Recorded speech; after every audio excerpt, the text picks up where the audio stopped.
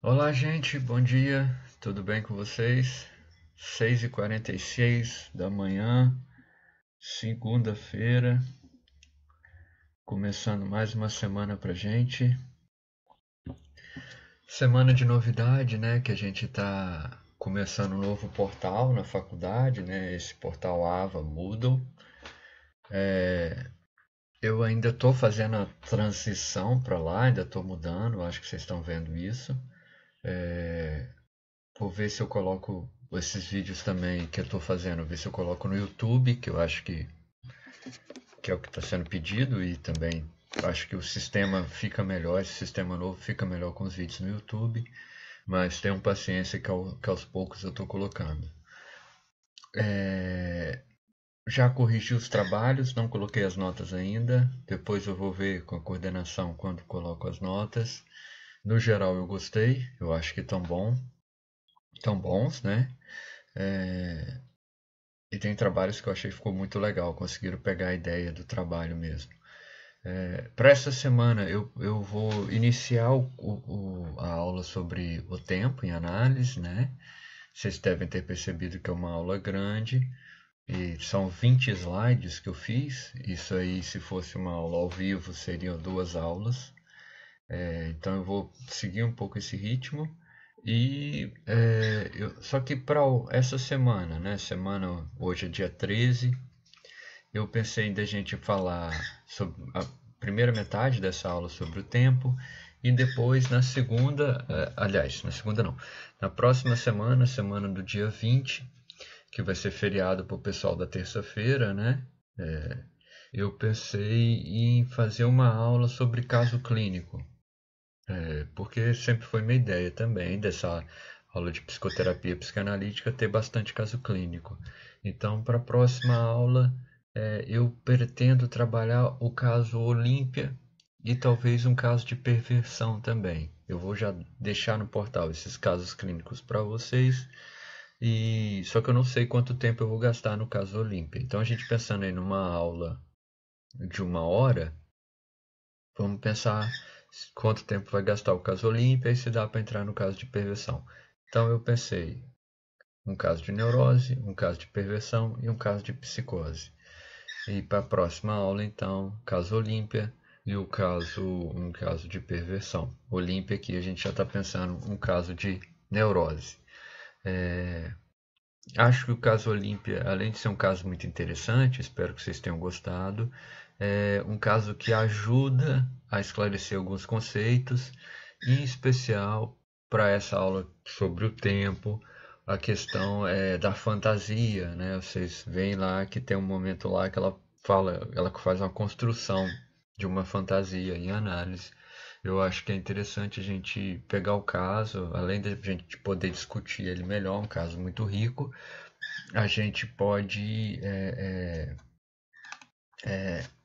explicar melhor o que, que seria isso da fantasia, né? Então vamos para a aula? Então, que tempo para a análise, né? Então, já passamos, seguindo o livro do Quinet, a gente já passou pelas entrevistas preliminares, né? Então, o paciente chegou ao nosso consultório. Tem esse primeiro momento que são as entrevistas preliminares, né? Aquele momento em que o paciente está lá sentado de frente para a gente, em que a gente vai verificar a questão do diagnóstico, a questão da transferência e a questão do sintoma, do sintomal, né? E tendo isso, né, passando por isso, ou verificando isso, eu acho que passando nem é um bom termo, né, porque pode dar ideia de uma certa linearidade na história. Eu acho que é verificando esses termos, né, e chegando à retificação subjetiva, ou seja, aquele momento em que o sujeito consegue se responsabilizar no seu sintoma, é convidado ao divã, né? Então, uma análise efetivamente começa quando o paciente está deitado no divã. Isso é que é uma análise, né? E a ideia do divã é justamente o sujeito, quando cai o olhar entendido como algo que inibe a associação livre, né? É o que a gente comentou, existe a transferência imaginária e a transferência simbólica, né? E esse imaginário que fica preso, de certa forma, uma ideia de compreensão. Será que o meu analista me entende? Será que ele me compreende? Vou falar coisas e aí eu vou verificar pelo olhar dele o que ele está achando. Isso tudo são inibidores da associação livre, né? Isso você fica aí o que o Kine fala, né? A Schaulust, né? O prazer do olhar. Então o divã entra para cortar isso, cai essa dimensão do olhar e entra em jogo a transferência simbólica, que é efetivamente a associação livre, né? É o que permite a associação livre. Então, passando isso, então agora a gente pensa que o paciente já está em análise, já está deitado no divã, a gente chega nesse ponto fundamental, super interessante, que é a questão do tempo em análise, né? O que é isso e como que a psicanálise vai regular o tempo. Então, o Kine já inicia o texto dele falando que existem 5 proposições sobre o tempo. Diz respeito ao campo freudiano. Então, isso é um início de conversa, essa noção do tempo, mesmo do que aqui, ela assim, já foi proposta pelo Freud, mas de certa forma foi levada ao extremo com o Lacan, né? Então, quando a gente está falando do tempo, a gente está falando do campo freudiano, da experiência freudiana, levando em consideração também as formulações lacanianas, né? Lembrando que o Freud,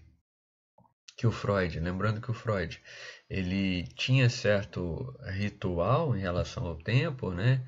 Sessões 6 vezes por semana, de 1 hora, ele tinha certa padronização, que a gente pode chamar também de uma certa obsessão no trato disso. E que depois, com a famosa IPA, que a gente já falou algumas vezes, isso é levado ao extremo em que existe uma regulação externa a isso, né? Quando a IPA vai e regula frequência da sessão, duração da sessão, e duração, quando a gente fala também, quando termina, quanto dura o tratamento, né? Então é muito comum o paciente chega ao nosso consultório de analista e pede essas coisas, né? Quanto tempo dura a sessão? Quanto tempo vai durar meu tratamento? E a gente não tem resposta para isso. A gente não tem. O analista mesmo, ele não tem resposta para quanto tempo dura o tratamento, quanto tempo dura uma sessão semanal. Isso não tem como responder isso. E isso diz respeito a uma lógica do campo freudiano. Tá? É diferente do consenso, de certa forma, e do senso comum. Tem relação não com a burocracia, mas com o inconsciente e com a ética da psicanálise. Então, se um paciente chega para nosso consultório e pergunta quanto tempo dura o tratamento, quanto tempo vai durar a sessão, ele está levando em consideração a burocracia, ao senso comum, a como funciona as outras terapias, né? E aí a psicanálise não tem disso, né? A gente não tem como responder.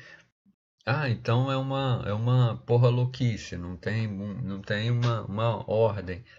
Tem uma ordem sim, mas que vai levar em consideração o inconsciente do paciente e a ética da psicanálise. A ética da psicanálise tem relação com o desejo, inclusive o desejo do analista, né? Sessões sem tempo determinado se ancoram em. Então, assim, é isso que eu estou falando. O paciente chegou e pergunta quanto tempo dura a sessão. E eu falo, não tem tempo, não tem tempo pré-estabelecido. Mas, como eu sempre falo para vocês, apesar de vocês meio que se assustarem, a psicanálise tem uma teoria muito forte por trás da prática, né? Então, assim, essa ausência do tempo pré-determinado tem 2 princípios básicos. Tem 2 justificativas básicas. Primeiro, que o sujeito é determinado pela linguagem, né? Quando eu falo, eu sou alguma coisa, eu sou professor, eu sou marido, eu sou pai. Isso quer dizer que eu sou determinado pela linguagem. Eu tenho algum ancoramento pela linguagem, ok? e também a relação do sujeito com o objeto. O objeto causa do desejo. Lembrem, e aqui o caso Olímpia, próxima aula, vai nos ajudar a eu esclarecer um pouco mais sobre o que é isso do objeto, né? Então, o objeto é justamente, lembrem quando a gente estudou em teorias psicanalíticas, né? Que quando a gente estuda sobre o desejo, existe um objeto que causa o desejo. O desejo, lembra quando a gente falou que ele é faltoso, sempre falta algo e a gente sempre vai estar buscando esse algo, né? Então, é justamente porque existe um objeto perdido desde sempre. Lembrem lá do Freud, da experiência de satisfação. Um objeto perdido desde sempre e que eu sempre estou buscando esse objeto. Então, assim, por que existem sessões curtas? Porque, de um lado, eu sou determinado pelo significante e do outro, eu tenho uma relação com um objeto, que é causa do desejo, mas também é de gozo. Segura que depois isso vai ser melhor explicado. Ok? O tempo e a análise deve ir contra o tempo do neurótico. Perfeito, isso é uma das ideias mais geniais que eu acho, lacanianas e freudianas também, de certa forma. Quando a gente lê o famoso caso do Freud, o caso do homem dos lobos, o Freud vê que a análise do caso não está andando, que o paciente demora muito a falar as coisas. E em certo momento da análise, o Freud fala mais ou menos assim, né? Olha, sua sessão termina daqui a um mês. Isso provoca uma angústia no paciente e ele começa a produzir. Esse paciente era psicótico, o Freud achava que era neurótico. Mas, em análise, a gente faz isso. Né? A gente força o paciente, sabendo que ele é neurótico, e aqui é importante as entrevistas preliminares. Por quê? Porque se o paciente é neurótico, a gente quer ir contra o tempo do neurótico. Qual é o tempo do neurótico? Como para quem leu esse capítulo já sabe, é justamente o tempo de compreender. O neurótico é aquele que fica eternamente compreendendo as coisas, eternamente fazendo os jogos imaginários, tal como o apólogo dos 3 prisioneiros. E o analista ele quer ir contra isso, ele quer forçar a decisão, a ação. Okay? O tempo em análise deve incluir em si mesmo o fim da análise. Isso é uma concepção bem complicada, mas é porque aqui a gente está discutindo a questão do fim da análise, do fim do tratamento. Estrito senso, o fim da análise, o fim do tratamento, tem como produto final um analista. Né? Então, quando se fala que as análises são muito demoradas, isso é mentira. Análises demoradas são as análises dos analistas, né? Que aí duram muitos anos.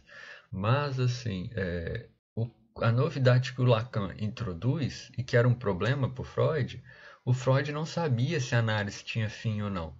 E o Lacan falava, sim, tem fim, tem fim. E o Lacan foi o cara que formalizou o fim de análise, que ele chamou de passe. Então, toda a sessão já está incluída o fim da sessão. Fim, como fim, por exemplo, da sessão da semana, mas ao mesmo tempo que o tratamento tem um fim. Um dia aquilo vai acabar. Ok? Isso não estava claro por Freud.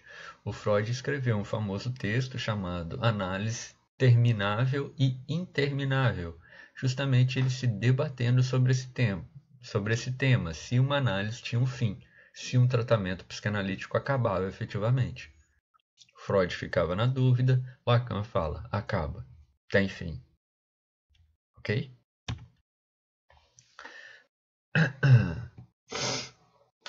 Então, ó minha filha chorando aí, ó. Que tempo para análise?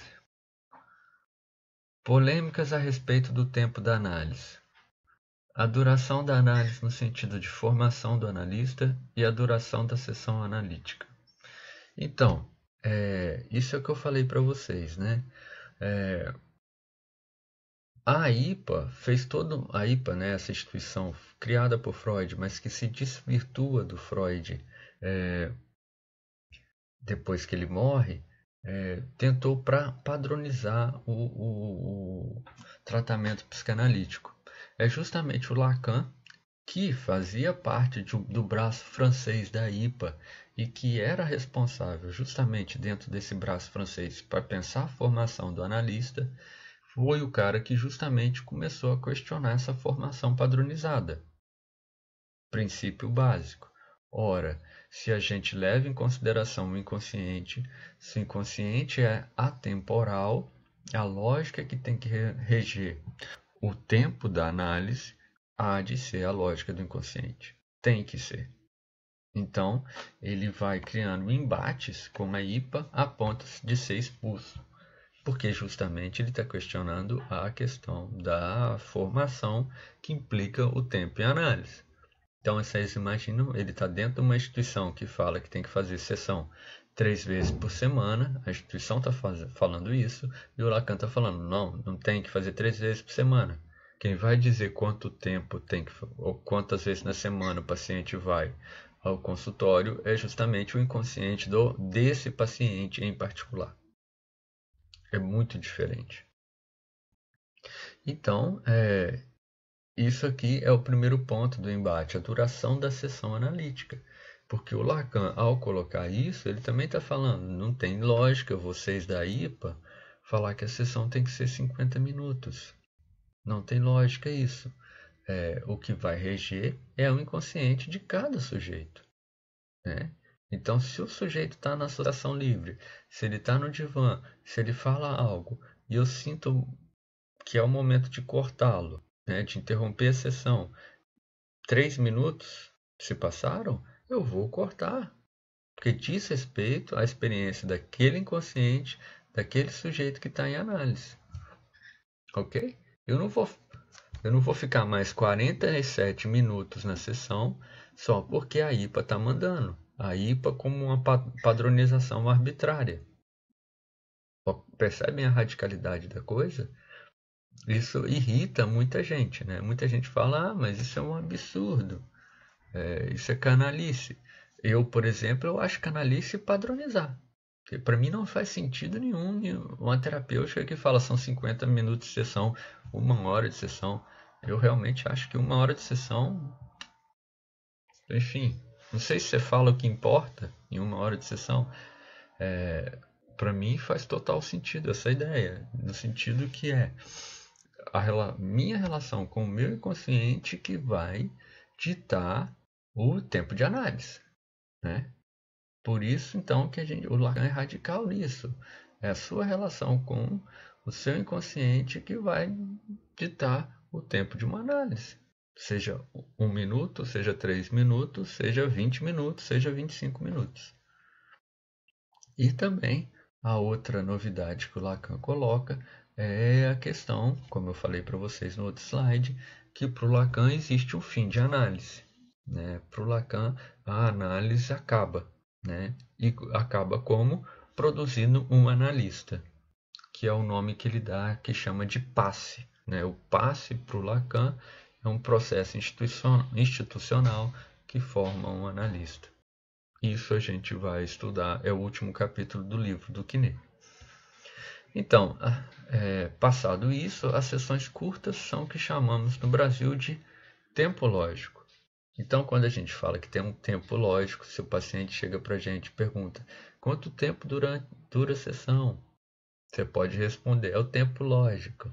Né? Não sei se vai dar para entender muita coisa, mas essa é a ideia. O que quer dizer tempo lógico? É justamente a lógica do inconsciente de cada um. Então, a partir disso, não tem como a gente padronizar quanto tempo dura uma sessão de psicanálise. Ok? E isso vem, como eu disse para vocês, é uma pergunta que o Freud coloca no fim da carreira dele, né, no fim da produção dele, que é justamente se a análise tem fim ou não. Se a análise termina. Né? Em 1937, se não me engano, é o livro Análise Terminável e Interminável. E é o Lacan que depois vai responder isso, preconizando o fim da análise, né, com o passe. E agora? Essa pergunta é fundamental, né? Se o inconsciente é atemporal, lembrem que quando a gente estudou lá sobre o inconsciente, em teorias psicanalíticas, isso era uma questão, é uma característica freudiana do inconsciente, né? Que se mantém. Né? O inconsciente é atemporal, não existe uma cronologia temporal, assim, uma hierarquia temporal no inconsciente, né? Algo que me aconteceu quando eu era criança produz sonhos até hoje, por exemplo. Né? Não é porque aconteceu na minha infância que vai deixar de produzir efeitos hoje. Se o inconsciente é temporal, como regular a sessão a partir do inconsciente? Se o inconsciente não conhece o tempo, como regular a sessão a partir do inconsciente? Ao vivo, essa tela do Windows seria mais engraçada, não é verdade? Mas essa é a ideia, né? Se o inconsciente não tem, não conhece o tempo, como que os psicanalistas estão falando que é possível a gente regular uma sessão, o tempo de uma sessão pelo inconsciente? Como que é? Esse é o ponto fundamental e um ponto super diferente. Se o inconsciente é temporal, como regular a sessão a partir do inconsciente? Ora, onde está o inconsciente? Essa é uma pergunta que eu fiz várias vezes na sala para vocês, né? Onde se encontra o inconsciente? Na própria fala do sujeito, né? Então, o nosso inconsciente aparece a partir do momento que a gente começa a falar, né? É quando a gente fala que a gente mostra nossa relação com significantes. É quando a gente fala que o inconsciente aparece, quando a gente fala, faz um ato falho, faz um xiste, quando a gente vai contar o nosso sonho, ou quando a gente produz um sonho a partir de falas que a gente fala e frases que a gente ouviu, né? Isso tudo mostra onde que se encontra o inconsciente. Ele se encontra na fala. E é a partir da fala também que a gente vai pensar, a partir da fala e a partir do simbólico, né? É que a gente vai pensar a questão do tempo também. Então, aí a gente começa aqui, o texto tem vários gráficos, né? Então, como fazer com que o inconsciente exista? E aqui o Quinet traz uma ideia muito legal, que é a ideia de pontuação e retroação, né? Eu vou colocar no AVA para vocês um exemplo, um documentário do Lacan, eu já devo ter falado isso em sala de aula para vocês, em que uma pessoa conta que ela fazia análise com o Lacan e ela sofreu, a família dela sofreu abusos, né? Foi perseguida pela Gestapo, a polícia nazista, né? E aí, então você percebe, isso é um significante que produziu um significado para a pessoa, né? Gestapo, né? E aí elas estão fazendo análise na França, né? E aí essa paciente sempre repete Gestapo, Gestapo, Gestapo. Um belo dia, o Lacan, durante a sessão, ele interrompe a frase dessa pessoa e fala Gestapo. Gestapo, então assim, você tem Gestapo, o significante alemão, né? A palavra alemã. O Lacan pega essa palavra e joga para o francês. Gestapo. Ele quebra a palavra e transforma isso em carinho. Em francês, Gestapo faz homofonia com Gestapo. Né? Isso depois eu vou escrever aqui para vocês no outro slide para mostrar como é que é isso. Mas qual que é a ideia aqui que eu estou querendo mostrar para vocês? A paciente tem uma relação com o significante Gestapo, né, que produz sentido para ela, e ela sempre repete isso. Um belo dia ela está falando a frase, né, então aqui digamos que a frase vai terminar aqui, né, e o Lacan interrompe ela aqui. Gestapo. Isso faz com que ela fique abalada. Por que está abalado? Então, o que é isso que está falando da pontuação? É justamente quando o analista pega uma frase do analisando, né? Porque geralmente, digamos assim, o analisando fala assim,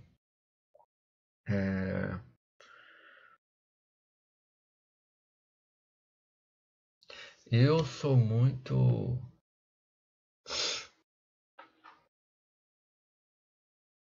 digamos assim, com português, né? Eu posso falar assim, aquele exemplo que eu uso, eu sou muito cagão. Se eu falo só eu sou muito cagão, vocês não entendem muito, né, o que eu estou falando. Mas eu posso falar assim, vocês não entendem o que eu estou falando porque eu falo, eu sou muito cagão, é uma frase que está, de certa forma, quebrada. Eu preciso terminar a frase para vocês conseguirem dar um sentido para isso. Eu sou muito cagão. Acabei de quebrar uma xícara cheia de café. Então aí vocês conseguem dar sentido, dar significado para esse significante cagão. Lucas está falando que é cagão porque ele acabou de fazer uma merda, uma cagada, né? Mas se eu falo eu sou muito cagão, como eu já mostrei para vocês em sala de aula, isso permite vários significados possíveis para esse significante. Como que o analista opera? Né? A minha relação com o significante pode fazer que eu faça análise e eu acredite que eu sou um cagão, né? E aí eu sou um cagão por causa disso, eu sou um cagão por causa daquilo, eu sou um cagão porque eu faço isso, eu faço aquilo. A ideia é que ao pontuar, a partir do momento que eu estou em análise falando, eu vou quebrar essas frases que eu sempre estou falando e já dou um sentido que eu já conheço. Quando eu quebro a frase, quando o analista quebra a minha frase, justamente ele coloca esse ponto de inesperado no fim da frase. Vira um enigma para mim, né? Por exemplo, então o analista ele interrompe a frase mesmo. Esse é o momento de interromper a sessão. É como se eu tivesse em análise falando, eu sou um cagão, e o analista fala, então é um cagão mesmo. E aí o analisando não entende nada, por que terminou desse jeito. Nem terminou a frase. Mas qual que é a ideia? É que você, ao colocar esse ponto final estranho na frase do analisando, isso permite uma retroação. Então, aí vou voltar aqui o slide. Digamos que aqui a gente, espero que vocês estejam vendo a frase, né? Aqui a gente tem uma cadeia, digamos aqui que a gente tem uma frase, né? A cadeia de significantes, né? E é justamente a pontuação do analista que permite uma retroação e dá um sentido novo à frase, né? Isso, gente, nada mais é do que a noção freudiana do só depois. Lembra quando eu falei para vocês, e o Kine fala no texto também, que o trauma é só depois, que existem dois momentos do trauma, né?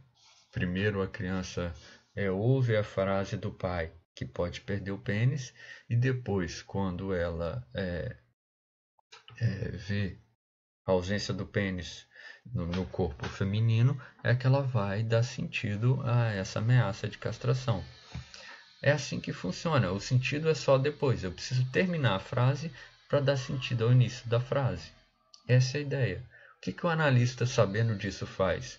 Ele tenta, ao quebrar a frase do paciente, quebrar a frase do analisando, criar um novo ponto de retroação.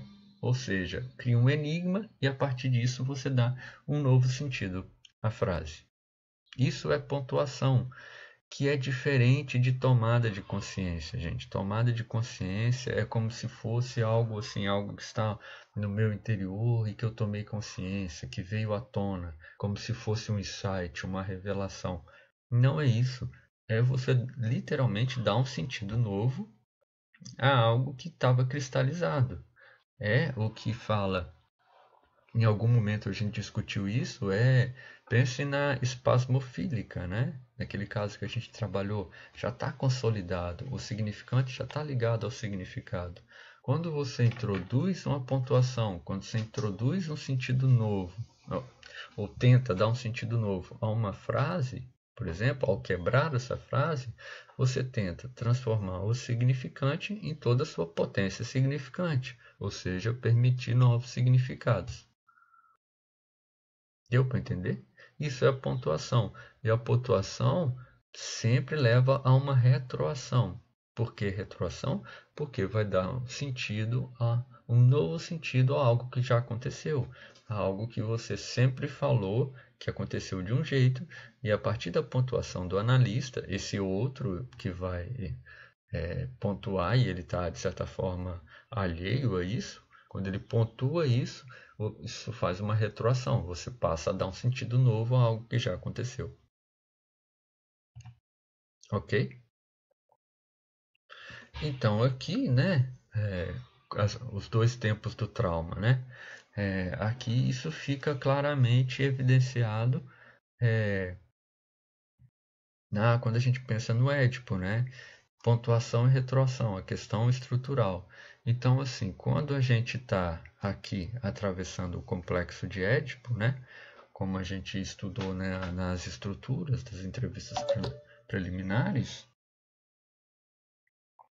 a gente, quando entra o terceiro na relação nome do desejo materno e o X, né, a gente tem entrado em campo aqui do nome do pai.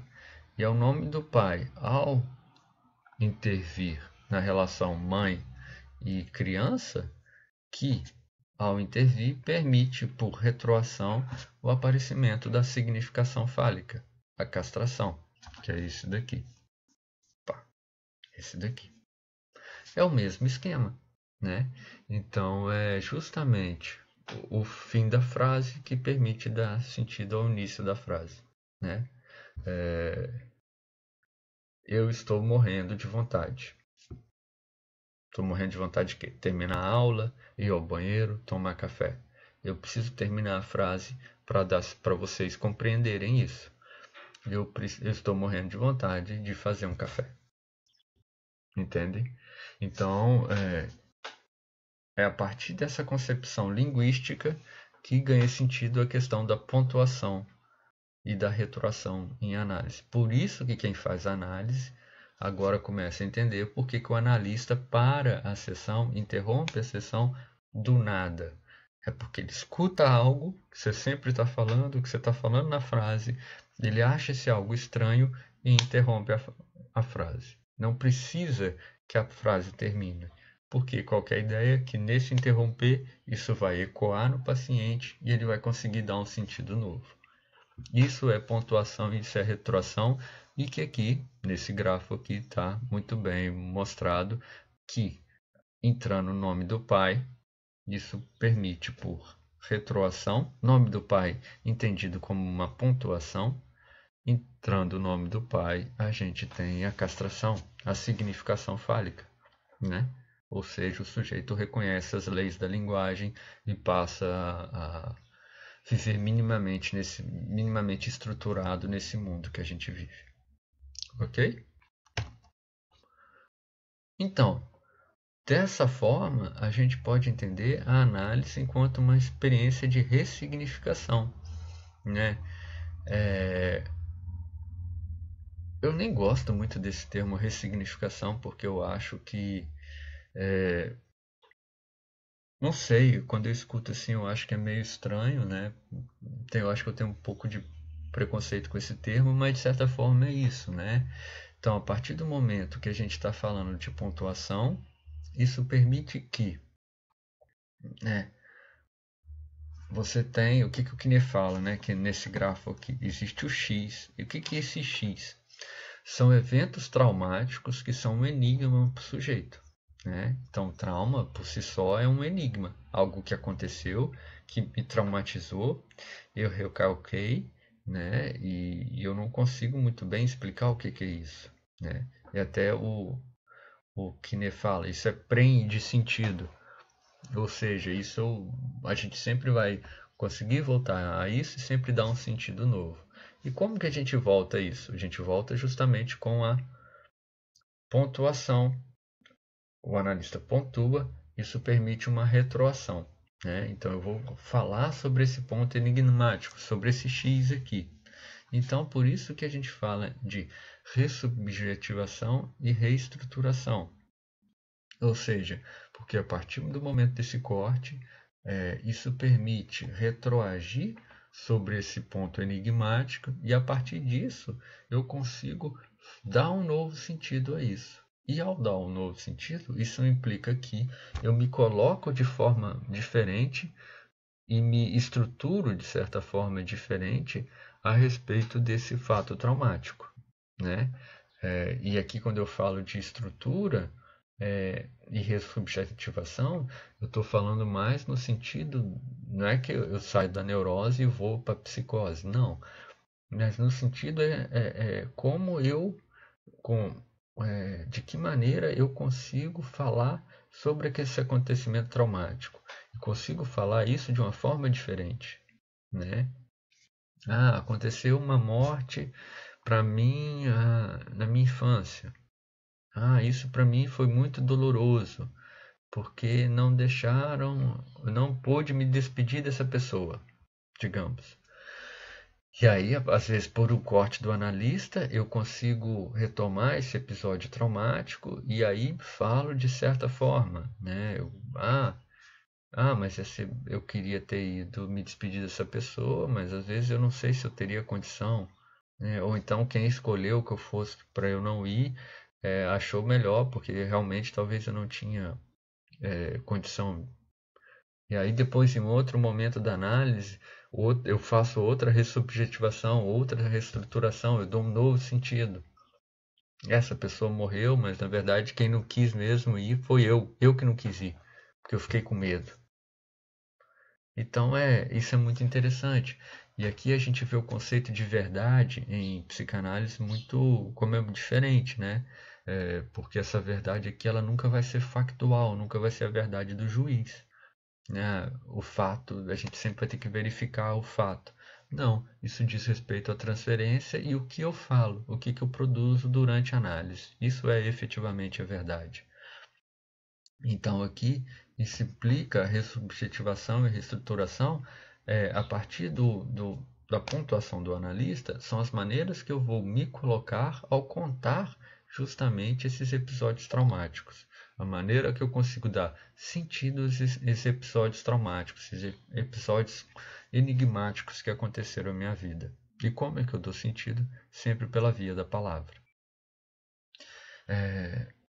Então, pensando a partir desse prisma, o corte da sessão, ou seja, quando o analista corte aqui, quando a gente está falando, é quando o analista interrompe a sessão, o corte da sessão já é uma interpretação. Sim, justamente porque se a gente pensa que o fim da frase é que dá sentido ao início da frase, quando o analista não espera a frase ser interpretada, quando o analista ouve um significante e acha que é importante na minha história e interrompe a sessão, isso já é uma interpretação. Lucas, mas às vezes a interpretação não fez sentido nenhum para um analista. Não importa, não importa. Por que não importa? Porque não tem como... Desculpa, mas Lucas, a interpretação não fez sentido nenhum para o analisando. Não importa, porque a ideia não tem como o analista saber de antemão se vai fazer sentido ou não. Ele corta porque surgiu um significante que ele acha que é importante e ao cortar, ao finalizar a sessão, ele espera para ver se o analista conseguiu produzir alguma coisa com esse corte. Geralmente consegue, mas não tem como garantir isso, né? Porque não existe um manual para isso, é a relação de cada um com o seu inconsciente, com esses significantes. Mas, é até o que o Quinet fala no texto, por isso que o analista fica na posição de o senhor da verdade, né? Ele é o senhor da interpretação, de certa forma. O lugar da verdade, o analista é o lugar da verdade. Justamente porque ele, ao interromper a sessão, ele, de certa forma, é ele que está afirmando isso, é ele que está no lugar assim, aqui é o momento de terminar. Mas ele não tem garantias disso, porque quem vai dizer se faz sentido ou não é o paciente. Não há problema se não fizer sentido. A análise é isso, é também muito não sentido. E aqui, é justamente o que eu acabei de falar. O analista como o senhor da verdade, né?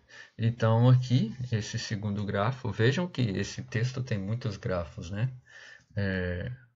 Então aqui, a gente tem esse A maiúsculo, né, que é o grande outro, né, que é o outro da cultura, o outro das leis. Aqui o Quiné fala que é o lugar em que o analista ocupa, e aqui o sentido do outro, né? Então aqui a gente pode pensar assim, significado do outro também. Então, por exemplo, aqui a gente tem o significado do outro, né? Sou espasmofílica, né? Isso é o significado que eu dei para o meu sintoma a partir, por exemplo, lendo os livros. Se a gente atualizar, lendo o Google, eu dei o sentido do meu sintoma. Eu sou espasmofílica por causa dessas coisas que eu sinto. Então, por conta aqui do livro, do Google, eu dei um sentido para isso. Sou espasmofílica. Eu chego ao consultório e estou falando, direcionando para o analista. Sou espasmofílica. O analista é aquele que, ficando nesse lugar de outro, ao interromper a sessão, em qualquer ponto, então aqui seria uma pontuação, ele retoma a questão que supostamente está fechada. Mas o que quer dizer espasmofílica, né? No caso, por exemplo, quando a gente cita a espasmofilia, vejam que a Maria-Helene Bruce ela não responde à demanda, né? Qual que é o corte da Maria-Helene Bruce nesse caso? Ela fica quieta, ela não responde, ela faz silêncio perante a demanda do paciente. O que a psicanálise vai me ajudar? O que a psicanálise vai me ajudar? Ela fica em silêncio. Isso é um corte. Isso é um corte. Justamente porque lança uma questão. Por que ela não me responde? Percebem isso? Também no caso lá que o Quiné conta, no divã, quando ele fala para o paciente, eu não sou seu pai. É também o analista aqui, ó, fazendo uma pontuação. Eu não sou seu pai. A partir disso que ele fala, eu não sou seu pai, ele insere um ponto aí que faz uma retroação, né? De alguma maneira, esse cara aqui não se coloca como eu sempre me coloco em relação aos homens. Percebem?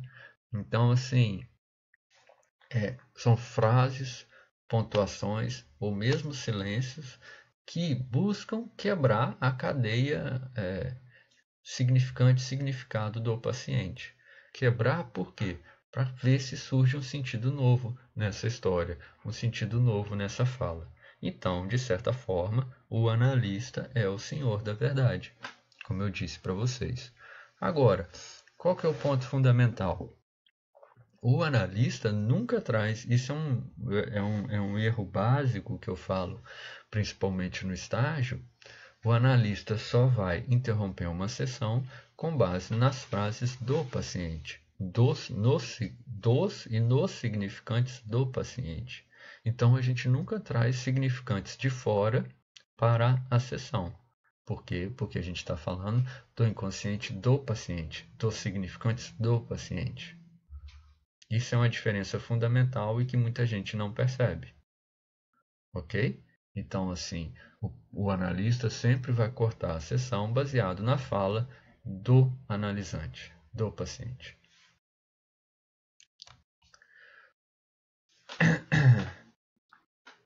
E qual é a relação de tempo e linguagem?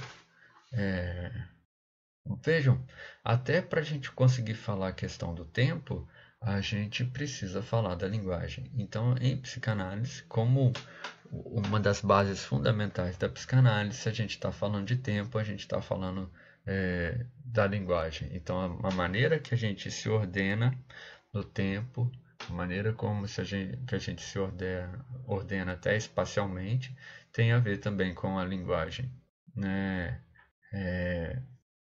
Até a questão temporal é muito interessante. A gente tem casos, por exemplo, de autistas, né, que tem uma relação toda própria com a linguagem, que às vezes vê um avião e acha que o avião e o barulho do avião está incomodando ele aqui, né? Então ele vê um avião no céu e tampa o ouvido porque o barulho está ensurdecedor.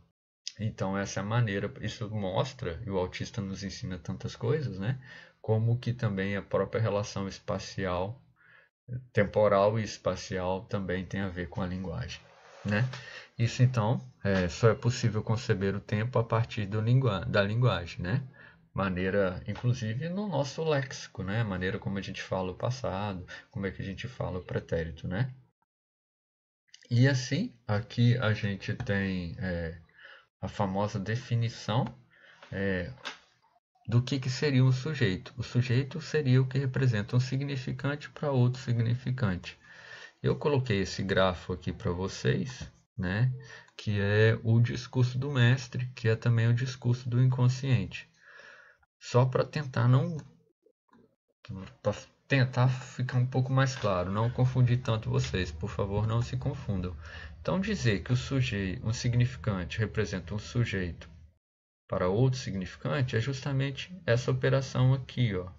Esqueçam o A, para agora esqueçam o A. Então, isso é um significante, isso é um outro significante, que produz aqui um sujeito. Isso tá lá também está no nosso livro, né? Deixa eu ver aqui qual que é a página. Página 56. Aqui, página 56. É isso aqui. O Quinet simplesmente ele cortou o discurso do mestre. Então, o que quer dizer? O que quer dizer que um significante representa um sujeito para outro significante? Que é sempre numa relação entre dois significantes que se produz o sujeito. Eu sou... Quem é Lucas? Eu sou professor da Multivix, por exemplo. Então, o sujeito Lucas aparece a partir do momento que ele fala de dois significantes, professor e Multivix. A partir do momento que eu falo professor e Multivix, surge o sujeito Lucas, por exemplo, ou o sujeito Lucas, professor da Multivix. Então, quem é Lucas? Eu sou marido da Ítala. Então, a partir do momento que eu falo marido e Ítala, eu trago aí dois significantes, marido e Ítala, que aí se produz um sujeito. Então, assim, percebem que isso a partir do momento que a gente pensa essa relação de significantes, vê como é volátil as minhas definições enquanto sujeitos, as respostas de quem eu sou. Se vocês me perguntam, né, e é comum, o que você faz da vida, o que você é, né? Quando a gente pergunta o que a gente é, geralmente está perguntando o que a gente faz da vida, né? Qual a nossa atividade. Mas se pergunta o que você é, né? É uma pergunta ontológica, filosófica, né? E aí eu posso falar, eu sou o professor da Multivix. Então, professor é um significante, Multivix é outro significante. Isso produz o sujeito Lucas, professor da Multivix. Qual que é a fragilidade disso? Que se eu for demitido, eu deixo de ser quem eu sou? Isso só mostra na teoria psicanalítica como que o significante nunca consegue nos definir.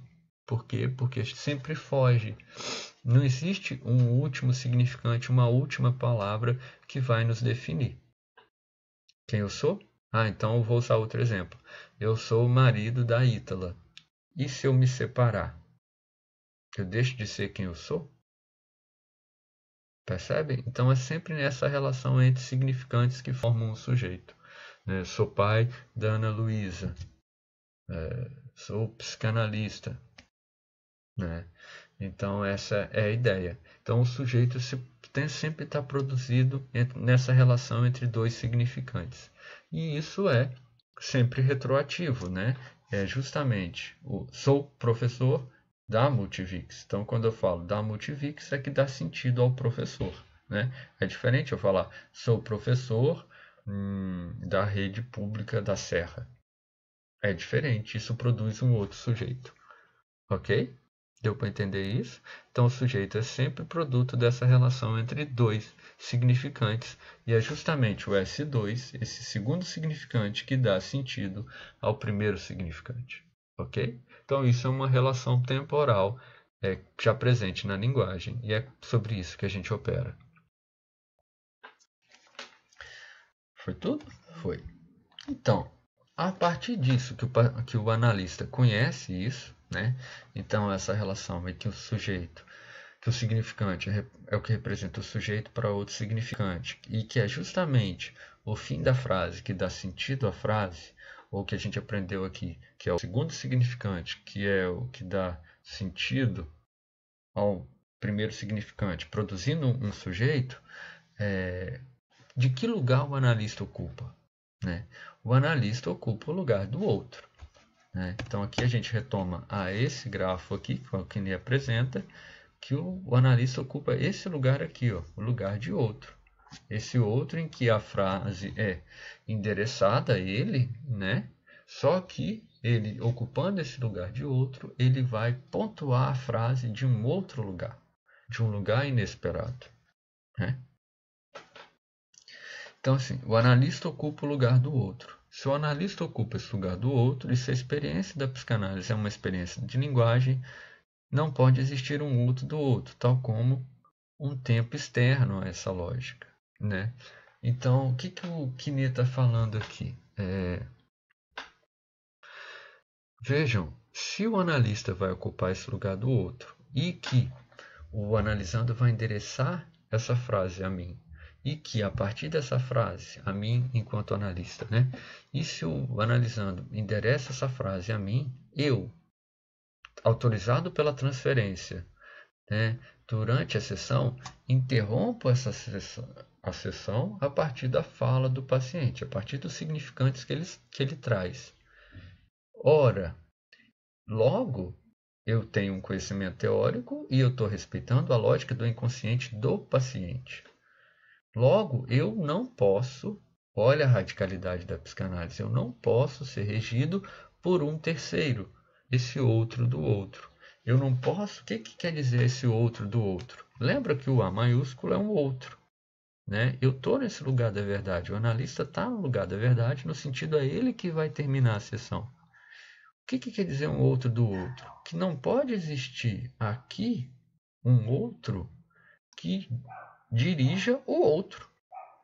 Ou seja, não pode vir um conselho de psicanalistas falar assim, mas a sua sessão não pode durar 10 minutos, tem que durar 40.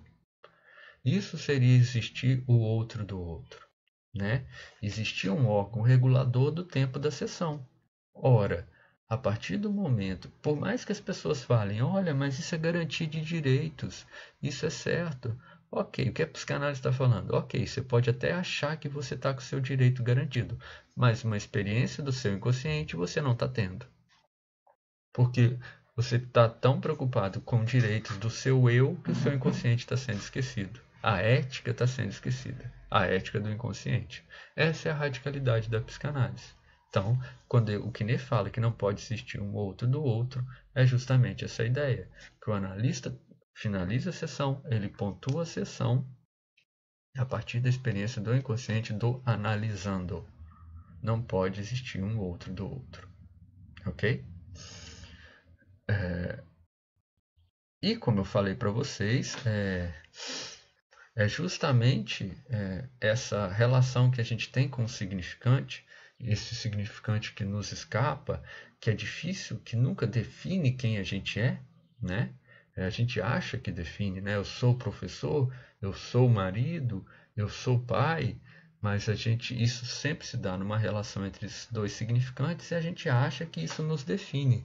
Mas quando isso é questionável, quando isso é questionado, a gente consegue ver como isso é frágil. Né? Era o que Sócrates fazia. Né? Sócrates, quando ia perguntando aos alunos dele, ele ia mostrando isso de certa forma, como a gente se prende a significantes que muitas vezes não significam nada. Né? Sou espasmofílica.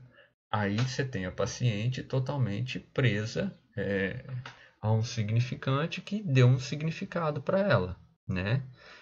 Sou olímpia, né? Eu sou cardíaca, né? Eu tenho a doença do coração. Essa também essa relação, né? Isso fala quem eu sou. A partir do momento que o analista interrompe a sessão, interrompe em um momento inesperado, isso faz surgir justamente, aqui é esse grafo, então aqui a gente coloca como se fosse a pontuação do analista, a dimensão do desejo. O que eu quero sendo espasmofílica? O que eu quero sendo uma cardíaca? O que isso quer dizer? E por que isso surge, essa dimensão do desejo? Justamente porque eu fico angustiado. Por que o analista terminou a sessão aqui? O que eu falei que fez ele terminar a sessão? Por que ele não esperou eu terminar a frase? Será que ele está com pressa? Será que ele me acha chato? Será que eu falei algo importante? Será que ele acha que eu não sou espasmofílica? Será que eu sou mesmo? Então, essa dimensão do desejo só surge justamente porque o analista interrompe aqui. Ao interromper, ele permite, ou ele permite que se questione essa relação incrustada, cristalizada do sujeito com o significante. Né? Sou isso, sou aquilo. Quando você pontua, quando você quebra essa frase, mas você é isso, mas o que isso quer dizer? O que você está querendo dizer com isso? Ou você é isso desde quando? Quando você quebra isso, quando você coloca o sem sentido ou o novo sentido aí, ou a possibilidade de novo sentido, é justamente quando surge a dimensão do desejo. Ok?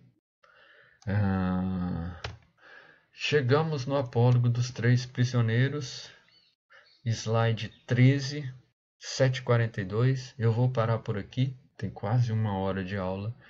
Vou parar, então eu vou colocar isso tudo lá já na plataforma Moodle para vocês. Vou ver se eu faço um canal no YouTube.